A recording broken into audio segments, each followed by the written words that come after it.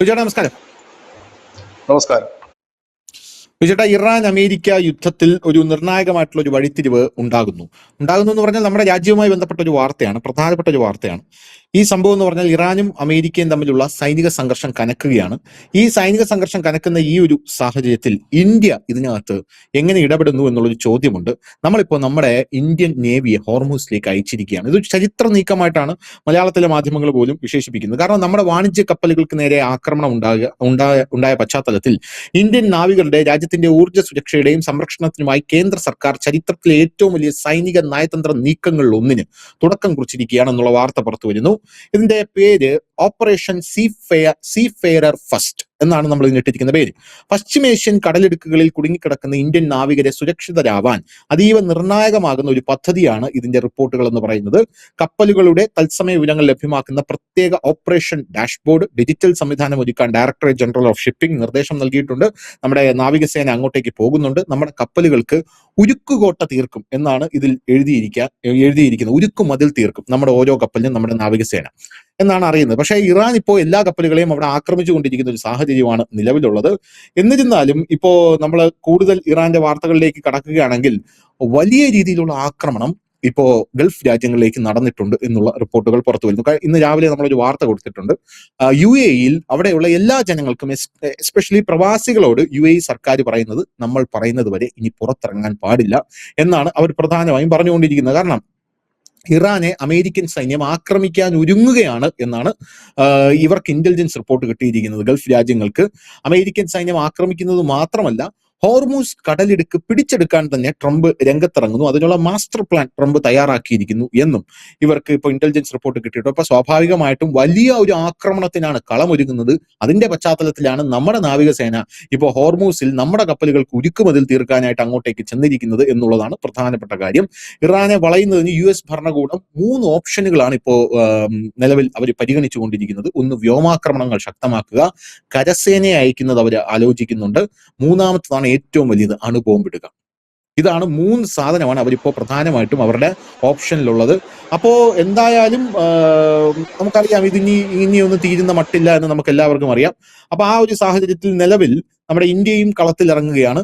അപ്പൊ എന്തായിരിക്കും ഇനി ഗൾഫ് രാജ്യങ്ങളിലെ ഒരു അവസ്ഥ എന്ന് പറയുക? കാരണം ഇറാൻ വെറുതെ വിടാൻ പോകുന്നില്ല. കാരണം ഇറാന്റെ പുറകിൽ ഇപ്പൊ ഡൂംസ്ഡേ വിമാനം കൂടെ വന്നിറങ്ങിയ ഒരു പശ്ചാത്തലത്തിൽ റഷ്യ കൂടെ ഇതിനകത്ത് പരോക്ഷമായി ഇടപെടുന്നുണ്ട്. അപ്പൊ ഈ ഒരു സാഹചര്യത്തിൽ കൂടുതൽ സങ്കീർണമാവുകയാണ് കാര്യങ്ങൾ എന്നാണ് തോന്നുന്നത്. എന്ത് തോന്നുന്നു?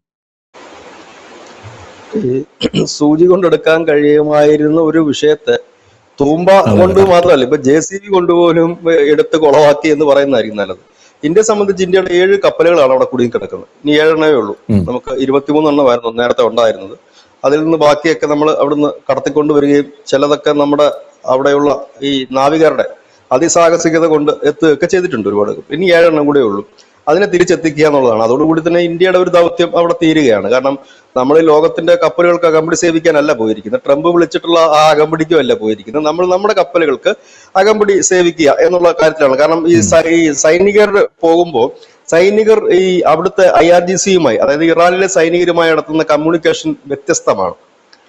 നമ്മുടെ ഈ വാണിജ്യ കപ്പലുകളിൽ വരുന്ന നാവികർ നടത്തുന്ന കമ്മ്യൂണിക്കേഷൻ കണക്കല്ല. കാരണം ഇതിൽ പലപ്പോഴും ചില എററുകൾ സംഭവിക്കാറുണ്ട്. എററുകൾ സംഭവിക്കാന്ന് വെച്ചാൽ ഇവിടെ വാക്കുകളിൽ നിന്ന് നമുക്ക് മനസ്സിലാകുന്ന കാര്യമാണ്. പലവട്ടം ഇവർ മുന്നറിയിപ്പ് കൊടുക്കുമ്പോഴും ഈ ക്യാപ്റ്റൻ, അതിനകത്തൊരു കൊല്ലപ്പെട്ട നാവികന്റെ കുടുംബാംഗം പറയുന്നത്, അതായത് ഈ ക്യാപ്റ്റൻ പറയുന്നത് ഓടിച്ചു പോകൂ എന്നാണ് നിർദ്ദേശം കൊടുക്കുന്നത്. അപ്പം എനിക്ക് തോന്നുന്നു സൈന്യം അതിലേക്ക് എത്തുമ്പോൾ കുറച്ചുകൂടി ഒഫീഷ്യൽ ആയിട്ട് അതിനൊരു ക്ലാരിറ്റി ഉണ്ടാകും ഈ കമ്മ്യൂണിക്കേഷൻ എന്ന് എനിക്ക് തോന്നുന്നു. ഇത് തന്നെയാണ് അവിടെ നടക്കുന്നത്. അപ്പോഴേക്കും അവർ വെടിവെക്കുന്നു. ഇങ്ങനെയൊക്കെയാണ് അവിടെ സംഭവിക്കുന്നത്. അമേരിക്ക ഷിപ്പിലേക്ക് വെടിവെച്ചപ്പോഴും ഇത് തന്നെയാണ് സംഭവിച്ചത്. അവർ പലവട്ടം ആവശ്യപ്പെടുന്നുണ്ട് മടങ്ങിപ്പോകുക എന്നുള്ളത്. അത് കേൾക്കാതെ മുമ്പോട്ട് പോകുന്നു. ഇങ്ങനെയൊക്കെയുള്ള കുറെ പ്രശ്നങ്ങൾ ഇതിനകത്തുണ്ട്. ഒരുപക്ഷെ കമ്മ്യൂണിക്കേഷന്റെ പ്രശ്നങ്ങളാകാം. കാരണം ഈ സൈനികപരമായ കമ്മ്യൂണിക്കേഷന്റെ എന്തെങ്കിലും ആകാം. അപ്പൊ അതിന് പോവുകയാണ്. എനിക്ക് തോന്നുന്നു ആ 7 ഷിപ്പ് കൂടെ എത്തിച്ചു കഴിഞ്ഞാൽ ഇന്ത്യയുടെ ഒരു ദൗത്യം പൂർത്തിയാകുമായിരിക്കും. പക്ഷെ ഇവിടെ ഇപ്പോൾ അതല്ല പ്രശ്നം. തെക്കൻ ഇറാനിലുടനീളം ഈ അമേരിക്ക കടുത്ത ആക്രമണം നടന്നുകൊണ്ടിരിക്കുക. ഇപ്പോൾ പുറത്തു വരുന്നൊരു വലിയ വാർത്ത, ഇറാനിലെ അഹ്വാസ് ക്യാൻസർ ആശുപത്രിക്ക് സമീപം വലിയ രീതിയിലുള്ള ആക്രമണം അമേരിക്ക നടത്തിയിട്ടുണ്ട്. ഇപ്പൊ ക്യാൻസർ പേഷ്യൻസിനൊക്കെ അവിടെ നിന്ന് മാറ്റിക്കൊണ്ടിരിക്കുകയാണ്. അപ്പം ഈ ആശുപത്രികൾ കേന്ദ്രീകരിച്ച് ഒക്കെ എന്ന് പറയുമ്പോൾ അതായത് ഈ യുദ്ധത്തിന്റെ ഗതി മാറി. നേരത്തെ തന്നെ സൈനിക സ്പോട്ടുകളിലായിരുന്നു ആക്രമണം നടത്തിയിരുന്നെങ്കിൽ ഇപ്പോൾ അത് കുറച്ചുകൂടെ സിവിലിയൻസിലേക്ക് മാറി. കഴിഞ്ഞ ദിവസം തന്നെ ട്രംപ് പറഞ്ഞിരുന്നു പാലങ്ങൾ, വൈദ്യുതി നിലയങ്ങൾ ഒക്കെ ഞങ്ങൾ തകർക്കും എന്ന് പറഞ്ഞു. പാലങ്ങൾ, വൈദ്യുതി നിലയങ്ങൾ എന്ന് പറയുമ്പോൾ അത് സാധാരണപ്പെട്ട ജനത്തിനെ ബാധിക്കുന്ന വിഷയങ്ങളാണ്. അവിടത്തേക്ക് യുദ്ധം കൊടുമ്പിരി കൊടുക്കും. ഇനിയിപ്പോ ട്രംപിനെ സംബന്ധിച്ച് ധനുഷ് പറഞ്ഞത് വളരെ കറക്റ്റ് ആണ്. ഇനി ഒരു ഓപ്ഷൻ സമാധാനത്തിലേക്ക് ഇല്ല. ഇപ്പൊ ഉടനെ ഒന്നും നമുക്കൊരു വഴി വേണമല്ലോ സംസാരിക്കും. അത്രേ ഉള്ളൂ. കാരണം ഇപ്പൊ നമുക്ക് സംസാരിക്കാൻ ഒരു വഴി വേണം. ഒന്നുകിൽ ചെറുതായിട്ട് നമ്മൾ തമ്മിൽ കണ്ടെന്ന് നോക്കുമെങ്കിലും വേണം. ചിരിക്കണമെന്നില്ല, നോക്കിയാലെങ്കിലും നമുക്കൊരു ചർച്ചയ്ക്ക് കയറി ഇരിക്കാമല്ലോ ഒരു ടേബിൾ. ഇതിപ്പോ അതുപോലും ഇല്ലാത്തൊരു സാഹചര്യത്തിലേക്ക് കാര്യങ്ങൾ നീങ്ങിക്കൊണ്ടിരിക്കുന്നു. ഇതൊരു വലിയ രീതിയിൽ ഇപ്പൊ ജോർദാനിലും കനത്ത ആക്രമണം ഇറാൻ നടത്തിയിട്ടുണ്ട്. ജോർദാനിലെ ഈ അമേരിക്കയുടെ സൈനിക താവളങ്ങളിലൊക്കെ അടിച്ചിട്ടുണ്ട്. അപ്പൊ വലിയ രീതിയിൽ തന്നെ പോകുന്നുണ്ട്. പക്ഷെ ഇതിനിടയിലും ചില സമാധാനത്തിന്റെ ഒരു ചെറിയ സൂചനയൊക്കെ ട്രംപ് നൽകുന്നുണ്ട്. ലെബനനിൽ നിന്ന് ഇസ്രായേലിനോട് സേനയെ പിൻവലിക്കാനൊക്കെ പറയുന്നുണ്ട്. ഇസ്രായേലിനെ ഇപ്പൊ നേരിട്ട് അവർ കളത്തിൽ ഇറക്കുന്നില്ല. അങ്ങനെ ഒരുപാട് കാര്യങ്ങൾ ഇതിനൊക്കെ ചെയ്യുന്നുണ്ട്. കാരണം അപ്പോഴും ട്രംപ് ഒരു വഴി തുറന്നിടുന്നുണ്ട്. കാരണം ഇതിനകത്ത് ഒരു വലിയ കാര്യം എന്ന് വെച്ച് കഴിഞ്ഞാല് ഇറാനെ തകർക്കുക എന്നുള്ളതല്ല. ഈ ഹോർമുസ് കടലിടുക്ക് തകർന്നു കഴിഞ്ഞാല് ട്രംപിന്റെ സ്വപ്നവും പൊലിയും, ലോകത്തിന്റെ സ്വപ്നവും പൊലിയും, എല്ലാം തീരും അവിടെ. കാരണം അതുവഴിയുള്ള വാണിജ്യ കപ്പലുകൾക്ക് പിന്നെ എത്രയോ നാളുകൾ എടുക്കും അതൊക്കെ ശരിയായി വരാനായിട്ട്. അതോടുകൂടി എണ്ണക്കച്ചവടം തീരും. ഇല്ലെങ്കിൽ ബാക്കിയുള്ള രാജ്യങ്ങൾ വലിയ പ്രതിസന്ധിയിലേക്ക് പോകും. അമേരിക്കയ്ക്ക് ഇതുകൊണ്ട് വലിയ ലാഭം ഉണ്ടാകത്തില്ല. വെറുതെ പോയിട്ടൊരു യുദ്ധം ചെയ്തിട്ട് ഹീറോ പരിവേഷം കിട്ടുക എന്നൊരു പഴയ കൺസെപ്റ്റിലേക്ക് ട്രംപ് പോകുമോ എന്നറിയില്ല. ട്രംപ് എല്ലായിടത്തും ബിസിനസ് കാണുന്ന ഒരു വ്യക്തിയാണ്. അപ്പോൾ ഇറാനെ ഒരുപാട് അറ്റാക്ക് ചെയ്തിട്ട് ഈ ഹോർമുസ് തകർക്കാൻ അദ്ദേഹം ഒരുമ്പെടുമോ എന്നറിയത്തില്ല. അതുകൊണ്ടായിരിക്കണം ഒരുപക്ഷെ അദ്ദേഹം ലെബനനിൽ നിന്ന് ഇസ്രായേൽ സേന പിന്മാറണമെന്ന് പറയുന്നുണ്ട്. ഇസ്രായേലിനെ നേരിട്ട് കളത്തിലേക്ക് ഇറക്കുന്നില്ല. ഇങ്ങനെ സമാധാനത്തിന്റെ ഒരു വഴി അദ്ദേഹം തുറക്കുന്നുണ്ട്. മറുഭാഗത്ത് അടിച്ചു തീർക്കുമെന്ന് പറയുന്നുണ്ട്. തെക്കൻ ഇറാനിൽ ഉടനീളമായ ആക്രമണം. ഇപ്പൊ ആക്രമണം നടക്കുന്ന സ്ഥലങ്ങൾ ശ്രദ്ധിച്ചാൽ മനസ്സിലാകും സൈനിക കേന്ദ്രങ്ങളല്ല ആക്രമണം നടക്കുന്നത്. പ്രധാനപ്പെട്ട അവരുടെ ഊർജ്ജ കേന്ദ്രങ്ങളിലും മറ്റ് പ്ലാന്റുകളിലും വാട്ടർ പമ്പുകളുടെ ഈ എന്താ പറയുന്നത് ജലവിതരണ കേന്ദ്രങ്ങളിലുമൊക്കെയാണ് അവര് ഇപ്പോൾ വ്യോമാക്രമണം നടത്തുന്നത്. അതൊക്കെ എന്ന് പറഞ്ഞാൽ കുറച്ചുകൂടെ ശക്തമാകുന്നു എന്നുള്ളതാണ്. ഇതൊരു വല്ലാത്തൊരു പ്രതിസന്ധിയിലേക്ക് മുമ്പോട്ട് പോകുന്നു. ഇപ്പൊ ഇന്ത്യയെ സംബന്ധിച്ച് നിലവിൽ പെൻഷൻസിന്റെ കാര്യങ്ങളൊന്നും തന്നെയില്ല. നമ്മുടെ എണ്ണ ശേഖരം 3 മാസത്തേക്ക് ഉണ്ട്.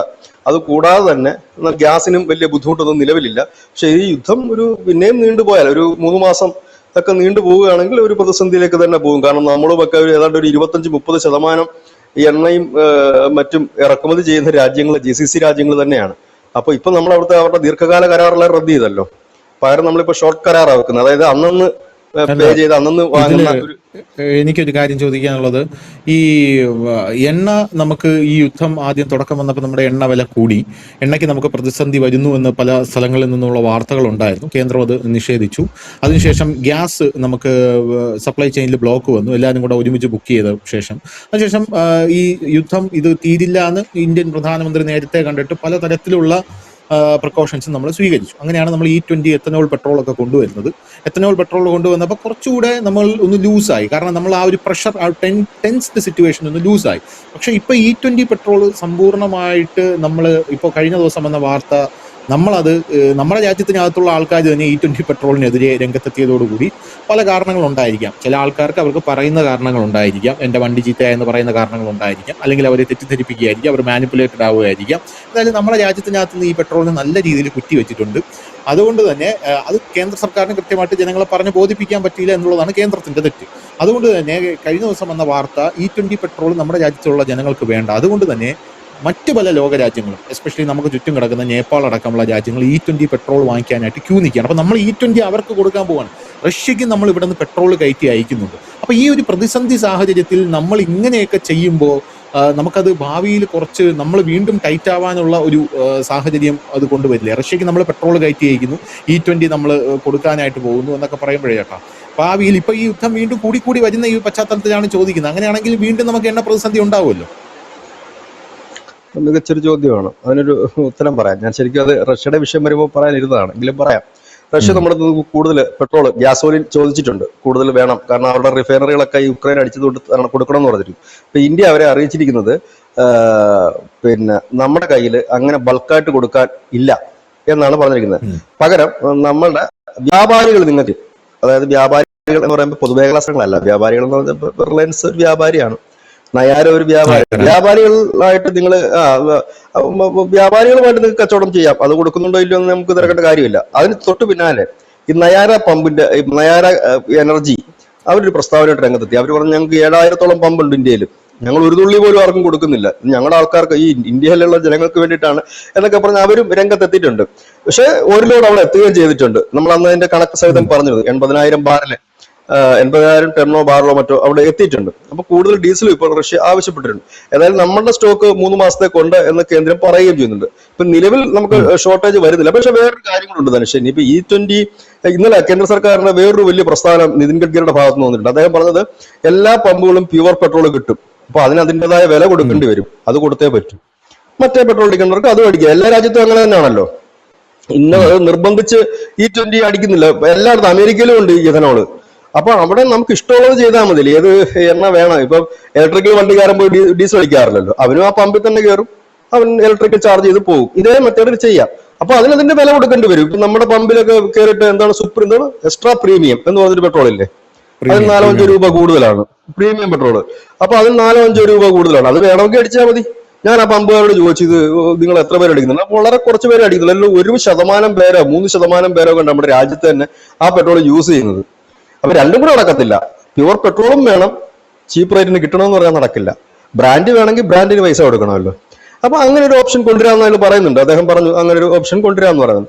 നിലവിൽ എണ്ണ പ്രതിസന്ധി ഇല്ല, ഒരു 3 മാസത്തേക്ക് എണ്ണ പ്രതിസന്ധി വരാനുള്ള സാധ്യതയുമില്ല. പക്ഷേ പെട്രോൾ ക്രൂഡ് ഓയില് ധനുഷ് ചോദിച്ച പോയിന്റിലേക്കാണ് ഞാൻ വരുന്നത്. ക്രൂഡ് ഓയില് പുറത്തെ രാജ്യങ്ങളിൽ നിന്ന്, വെനിസുലയിൽ നിന്ന്, അമേരിക്കയിൽ നിന്ന് ലോങ് ആയിട്ട് കിടക്കുന്ന രാജ്യങ്ങളിൽ നിന്ന് കൊണ്ടുവരുമ്പോൾ അതിൻ്റെതായ വിലയിൽ വ്യത്യാസം ഉണ്ടാകും. ഒരു കമ്പനി, പൊതുമേഖലാ സ്ഥാപനമായാലും ഒരു കമ്പനിയും അവിടെ നിന്ന് നല്ല വില കൊടുത്ത് ക്രൂഡ് ഓയിൽ വാങ്ങിച്ചിട്ട് ഇവിടെ കൊണ്ടുവന്നിട്ട് ചീപ്പ് റേറ്റിന് കൊടുക്കില്ല, ഒരാളും കൊടുക്കില്ല. അങ്ങനെ കൊടുത്തതിന്റെ കടമാണ് ഇപ്പൊ നമ്മൾ വീട്ടിക്കൊണ്ടിരിക്കുന്നത്. സബ്സിഡി ഈ രാജ്യം കൊടുത്തിരുന്നു ഒരുപാട്. ആ സബ്സിഡി കൊടുത്ത് മുടിഞ്ഞൊരു രാജ്യമാണിത്. അപ്പൊ അത് ഒരിക്കലും ചെയ്യില്ല. എന്നിട്ട് പോലും നമ്മുടെ രാജ്യം 1 വർഷക്കാലം അത് പിടിച്ചു നിർത്തി എന്നുള്ളതാണ്. ഇവർക്ക് വേണ്ട ചില സൗകര്യങ്ങളും ടാക്സ് ഇളവുകളും ഒക്കെ കൊടുത്തോണ്ട്, എണ്ണ കമ്പനികൾക്ക് കൊടുത്തോണ്ട് ഇനി നടക്കില്ല അത്. അപ്പൊ സ്വാഭാവികമായിട്ട് അത് വരും. ഇപ്പൊ ആനയെ മേടിക്കാൻ ഒരു തോട്ടിയോടെ മേടിക്കുന്നതിന് വലിയ ബുദ്ധിമുട്ടൊന്നും ഇല്ലല്ലോ. മേടിക്കുന്ന വണ്ടി 20 ലക്ഷത്തിന്റെ 15 ലക്ഷത്തിന്റെ ആണെങ്കിൽ അതിനകത്തൊരു 100-120 രൂപയുടെ പെട്രോൾ അടിക്കുന്നുണ്ട്, വലിയ ബുദ്ധിമുട്ടുണ്ടെന്ന് എനിക്ക് തോന്നുന്നില്ല. പിന്നെ അതുപോലെ തന്നെ ഇപ്പൊ ചരക്ക് ഗതാഗതത്തിന്റെ കാര്യത്തിൽ മാത്രം നമുക്ക് ടെൻഷൻ അടിച്ചാൽ, സ്വകാര്യ വ്യക്തികളുടെ പെട്രോൾ അടിക്കുന്നതിനകത്ത് വലിയ ടെൻഷനൊന്നും ആരും അടിക്കേണ്ട കാര്യമൊന്നുമില്ല. പൊതു ഗതാഗതത്തിന്റെ മാത്രം, അതായത് പൊതുജനങ്ങൾക്ക് പോകുന്ന പബ്ലിക് ട്രാൻസ്പോർട്ട് കോർപ്പറേഷന്റെയും ഒപ്പം തന്നെ ഈ ട്രക്കുകളുടെ ചരക്കുകൾ എത്തിക്കുന്ന ട്രക്കുകളുടെ ആ ഒരു കാര്യത്തിൽ മാത്രം നമ്മൾ ചിന്തിച്ചാൽ മതി. അല്ലാതെ ഇപ്പൊ എനിക്കൊരു കാറുണ്ട്, അതിന് പെട്രോൾ കൂടി എന്ന് പറഞ്ഞിട്ട് അത് ഞാൻ കാർ മേടിച്ചെങ്കിൽ അതിന് പെട്രോൾ അടിക്കാനുള്ള വകുപ്പും എന്റെ കയ്യിൽ വേണം. ഇല്ല, മേടിക്കാൻ പോകരുത്. വളരെ ക്ലിയർ ആയിട്ടാണ് പറയുന്നത്. ഇത് മൂടി വെച്ചിട്ട് എന്തോ ഇത്ര അത്യാവശ്യം? പട്ടിണി പാവങ്ങൾ ആരെങ്കിലും കാർ മേടിക്കാറുണ്ടോ? ഇല്ലല്ലോ. പട്ടിണി പാവങ്ങളുടെ വയറ്റ് തടിക്കുന്ന എവിടെയാണ്? ട്രക്കുകൾക്ക് ഡീസൽ ചാർജ് കൂടുമ്പോൾ നിത്യോപയോഗ സാധനങ്ങളുടെ ചാർജ് കൂടും, അത് പാവങ്ങളെ ബാധിക്കും. അതിന് സർക്കാർ എന്തെങ്കിലും സബ്സിഡി കൊണ്ടുവരുമായിരിക്കും. അങ്ങനെ ഒരു പ്രതിസന്ധി വന്നാൽ, നിലവിലില്ല. പക്ഷെ ബഹുഭൂരിഷം ട്രക്കുകൾ ഇപ്പോൾ ഈ ഇലക്ട്രിക്കലാണ്, ഹൈഡ്രജനിൽ പോകുന്നുണ്ട്. പിന്നെ ട്രെയിൻ മാർഗം നമ്മൾ ഒരുപാട് ഗതാഗത സൗകര്യങ്ങളിലേക്ക് ഇപ്പൊ നമ്മൾ നീങ്ങുന്നുണ്ട്. കുറേയൊക്കെ അതിനകത്തുണ്ട്. കാരണം വേറൊരു വലിയൊരു കാര്യമുണ്ട്. ഈ സർക്കാർ കയറിയതിനു ശേഷം, നരേന്ദ്രമോദി സർക്കാർ 3ാമത്തെ വർഷം കയറിയതിനു ശേഷം ഈ രാജ്യത്ത് വലിയ രീതിയിൽ വിലക്കയറ്റം ഉണ്ടായിട്ടില്ല. പക്ഷെ കേരളത്തിലെ സംസ്ഥാന സർക്കാർ, പിണറായി സർക്കാർ കയറിയതിനു ശേഷം വെളിച്ചെണ്ണയുടെ വില പോയി നിൽക്കുന്ന നിപ്പ് കണ്ടോ? വെളിച്ചെണ്ണയുടെ കാര്യം മാത്രമാണ് ഞാൻ പറഞ്ഞത്. ഇതാണ് അവസ്ഥ. കേന്ദ്രത്തിൽ നമ്മൾ നോക്കിക്കോ, നമ്മൾ ഇതുവരെ എടുത്തിട്ട് നമ്മുടെ ദാൽ വർഗ്ഗങ്ങൾ, പയറുവർഗ്ഗം, ഇത് പറയുമ്പോൾ മലയാളി പറയും ഞങ്ങൾക്കുള്ള ബീഫിന് വില കൂടിയില്ലേ. നമ്മൾ ഇതുമായിട്ടല്ല നോക്കുന്നത്. നമ്മൾ രാജ്യത്തിന്റെ മൊത്തത്തിൽ നോക്കുന്നത് പരിപ്പ്, ധാന്യങ്ങള്, അതുപോലെ തന്നെ എണ്ണ ഇനങ്ങളുണ്ടല്ലോ, പല പല എണ്ണവർഗ്ഗങ്ങളുണ്ടല്ലോ. വെളിച്ചെണ്ണ മാത്രമല്ല, സൂര്യകാന്തിയുടെ ഇതുണ്ട്, മറ്റെല്ലാം ഉണ്ട്. പിന്നെ അങ്ങനെ ഉള്ള കാര്യങ്ങളുടെ വില ഒന്ന് നോക്കൂ. 2014 തൊട്ട് നമ്മൾ എടുത്ത് നോക്കൂ, ഗൂഗിളിൽ അവൈലബിൾ ആണ് ഇതെല്ലാം. ഇപ്പോഴുള്ള വില നേരിയ വ്യത്യാസമേ വന്നിട്ടുള്ളൂ. മുമ്പ് അങ്ങനെ ആയിരുന്നു, കൂടിക്കൊണ്ടും കുറഞ്ഞോണ്ടിരിക്കും. ഉള്ളിയുടെ വില എത്ര തവണ കൂടുമായിരുന്നു മുമ്പ് ഒരു വർഷത്തിൽ? സാധാരണ ദീപാവലിയൊക്കെ വന്നു കഴിഞ്ഞാൽ സ്വർണ്ണത്തേക്കാൾ വിലയായിരുന്നു ഉള്ളിക്ക്. ഇന്ന് അങ്ങനെ ഇല്ലല്ലോ. പഞ്ചസാര പൂഴ്ത്തി വെച്ചിട്ട് എന്തുമാത്രം വില അടിച്ചു കയറ്റിയിട്ടുണ്ട് നമ്മുടെ തലയ്ക്ക്. അങ്ങനെയെല്ലാം ചെയ്തിട്ടില്ലേ? മണ്ണെണ്ണയ്ക്ക് വില കൂടിയിട്ടില്ലേ? അങ്ങനെയെല്ലാം ഉണ്ട്. ഇപ്പൊ ഒന്നും കേൾക്കുന്നില്ലല്ലോ, ഒന്നും പറയാനില്ല. വിലക്കയറ്റത്തിനെതിരെ എവിടെങ്കിലും ഈ കമ്മ്യൂണിസ്റ്റ് പാർട്ടിക്കാരോ കോൺഗ്രസ് പാർട്ടിക്കാരോ കേന്ദ്ര സർക്കാരിനെതിരെ സമരം ചെയ്ത് കണ്ടിട്ടുണ്ടോ? ഏറ്റവും കൂടുതൽ വിലക്കയറ്റം കേരളത്തില്, അതുകൊണ്ടാണ് അവര് സമരം ചെയ്യാത്തത്. അതെ, കറക്റ്റ്. ഇല്ല, മുൻകാലങ്ങളിൽ എങ്ങനെയാണ് വിലക്കയറ്റത്തിനെതിരെ കേന്ദ്രത്തിന് സമരം ചെയ്യുമായിരുന്നു? കേന്ദ്രത്തിനെതിരെ എവിടെയെങ്കിലും സമരം ചെയ്തിട്ടുണ്ട്? ഒരു സമരവും ഇല്ലാഞ്ഞിട്ടാണ് ആമസോൺ കാർഡ് കത്തിയെന്ന് പറഞ്ഞ തേഞ്ഞിപ്പാലത്ത് പോയത് പോസ്റ്റ് ഓഫീസ് പിക്കറ്റ് ചെയ്യാൻ. ഒരു കാരണവുമില്ല. എന്തെങ്കിലുമൊക്കെ വേണ്ട, ഒരു സംഘടനയല്ല. ചുമ്മാ ഇരിക്കുന്ന എങ്ങനെ? പൊതിച്ചോറും കൊണ്ട് അധികം നാൾ ഇരിക്കാൻ പറ്റത്തില്ല. തേഞ്ഞിപ്പാലത്തേക്ക് അവിടെ ആമസോൺ കാർഡുകൾ കത്തിയെന്ന് പറഞ്ഞു. ഇതൊക്കെയാണ്. ഇപ്പൊ എന്താണ് അവരുടെ പ്രസ്താവന? ട്രംപ് മര്യാദ പഠിക്കണം, ഇസ്രായേലിനെ തകർക്കും, ഇതൊക്കെയല്ലേ പ്രസ്താവന? എന്തുകൊണ്ടാണ് കേന്ദ്ര സർക്കാരിനെതിരെ അവർക്ക് ആരോപണം ഉന്നയിക്കാൻ ഇതില്ലാത്തത് കൊണ്ടാണ്. അതല്ലാതെ അവർ മാന്യന്മാരായതുകൊണ്ടെന്ന് വി രാജേഷിനെതിരെ പോലും അവർ പ്രശ്നം ഉണ്ടാക്കുന്നുണ്ട്. അപ്പൊ പിന്നെന്താ മോദി അവർ വെറുതെ വിടുന്നത്? ഒന്നുമില്ല പറയാൻ, വിലക്കയറ്റമില്ല, സാധാരണപ്പെട്ടവരെ ബാധിക്കുന്ന വിഷയങ്ങളില്ല. പിന്നെ വേണമെങ്കിൽ സൂടാപ്പികൾ പറയും, പെട്രോളിന്റെ അതുകൂടി മറ്റേ ഇതുകൂടി ഞങ്ങളുടെ ടാക്സിന്റെ ഇതുകൂടി GDP ഇച്ചിരി ചരിഞ്ഞിട്ടുണ്ട്, അതൊന്ന് നേരെയാക്കണം, അങ്ങനെ ഒരുപാട് കാര്യങ്ങൾ പറയും. അത് വേറെ കാര്യമാണ്, അതൊന്നും നടക്കാവുന്ന അതൊക്കെ ചുമ്മാതെ സ്വപ്നത്തിൽ കണ്ട് പറയുന്ന കാര്യം മാത്രമേ ആകുന്നുള്ളൂ.